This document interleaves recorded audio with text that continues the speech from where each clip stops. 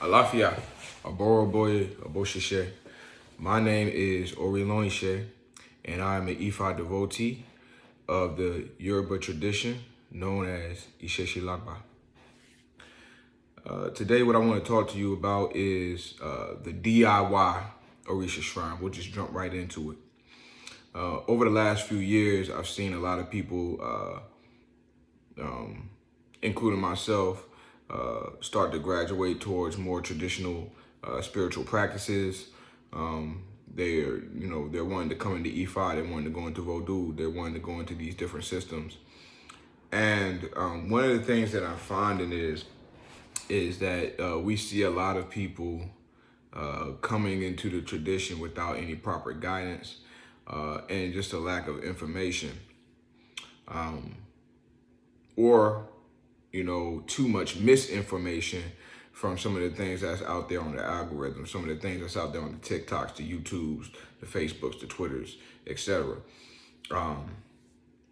And what it's doing is it's creating, a lot of confusion and chaos out here in this world. And one of the things that I'm seeing, and something that I came across recently, is, the DIY approach to Orisha and Ifa. This do-it-yourself attitude. We have a lot of the new age occult teachers that were, promoting, it's all in the mind. Initiation is a sham, and nobody there isn't any rules to the way that things should go, and these things are simply not true. And it's a recipe for disaster. You have, where people, I've seen several videos. I even come across people in my personal life as well. I've seen videos of people, creating their own pots and their own shrines, and just grabbing statues and this and that, and just throwing it all together on a nice little white table, and saying, yeah, I'm giving offerings to Shango, I'm giving offerings to Eshu, I'm giving offerings to Ogun, and this is simply just not the way that things go. That's not the way that these things work. Whether you like it or not, there is a rites of passage to, even obtaining a shrine. There's a rites of passage to, becoming a devotee, receiving your hand to Ifa. There's a rites of passage in becoming a Babalawo. There's certain things that are done and certain materials that are used in order to consecrate a shrine in the proper manner. And without proper training, without proper guidance, without proper resources, and without, a culmination of many things, there's no way that you can, make your own shrine and just put it up in your house or put it outside your door and think that this is something that's going to bring fruits and blessings into your life. On the contrary, a lot of times when you're making some of these, DIY shrines, and you start to give offerings and you start to light candles and you start to do all these different things with this particular icon that you have created. And now you're feeling like, oh, well, I'm getting a response. Some of the things that I'm praying for are happening. I feel certain energies. There's certain things happening in my house. So I know that there's something's there. How can, so what's the explanation for this? And this is why this is a recipe for disaster. You attract spirits, or you attract energies that are not who they say they are, or not who you expect it to be. And you're constantly giving it power. And you're giving it the power to enslave you. I'll give a few examples of some things that, have taken place in, just my personal life with people that I've spoken with. I had someone who, I wouldn't say is a friend or anything like that. especially not now. That we just happened to have a random conversation, and this person said, "Oh yeah, I just you just reminded me that I need to tend to my Eshu shrine." And I remember just being a little taken aback because, even though I was aware of this person, I just, at the time, I just, I wasn't aware that they were, in any serious Orisha practice. So I just started to ask them certain questions like, hey, you know, um, you're feeding your Eshu. Yeah, did you get your hand to E5? I didn't know you had your hand to E5. No. Honestly, I'm not even so sure what that is.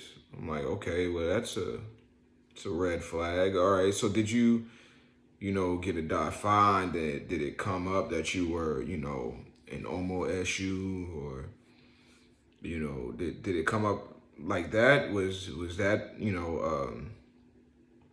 the case? Because, there's certain cases where, people don't have to be initiated in order to get, to receive Eshu. So, and that's, not to go too far into that, but the answer was no. So I was like, hey, well, who consecrated the shrine for you? Like, did somebody, consecrate that shrine for you? No, I had, I went and got a reading from somebody, and, they told me that Eshu was calling me, and so, because of that, I just decided to go ahead and, just build a shrine for Eshu. I got a little figurine that was supposed to represent Eshu. And then I just started to give them offerings. And some of these offerings, oh my gosh, if y'all saw it, it's like covered in, like half of the things in that I saw was actually some of Eshu's taboos. Like it's ridiculous. And with this person, I started to ask them questions about their life. And this person was experiencing like just ups and downs, like, just ups and downs, constant, back and forth with their finances, which, money comes and goes. One of the glaring things is that, was experiencing things like domestic violence within the home. And that's a clear sign that something is not right. That would never happen to one of Eshu's children. And if you are one of Eshu's children, you know what I'm talking about. So, some of these red flags. So it just came down like, hey,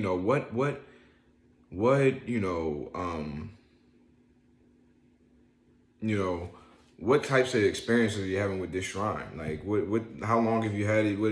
And this person was saying, like, at times it even seemed like, that this shrine was asking for items. And I'm like, hey, it seems like you have a duppy on your hands. And what we call a duppy is, a low level, malevolent spirit that will take advantage of people in order to gain power, in order to get offerings, these are what we would call a crackhead spirit, right?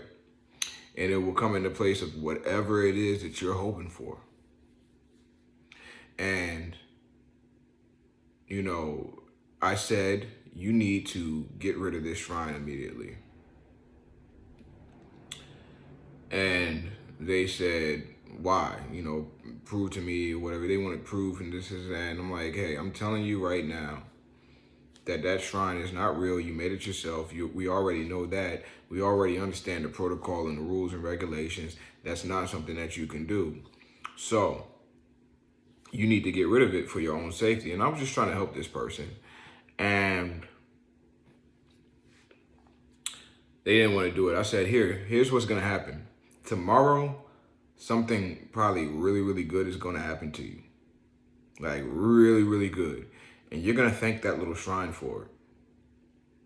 And then you're gonna call me back tomorrow, and then you're gonna tell me how wrong I was, and that I'm this and that. That's exactly what's gonna happen. Yeah. So they didn't call me back the very next day. But a few days later, I decided to just check in. Hey, did you get rid of that shrine? No, actually, something really good happened for me, and it was a miracle.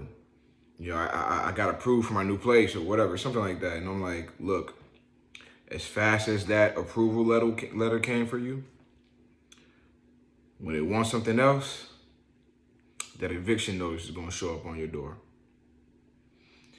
And it's going to say, hey, give me this, and that, and I'll fix it for you. And you're going to do it. Real Orisha, they put your life in balance. They place you in alignment with your destiny, your ancestral promise, so that you can fulfill all the things that you came here on earth to do, so you can receive all the E-ray that Olodumare has for you.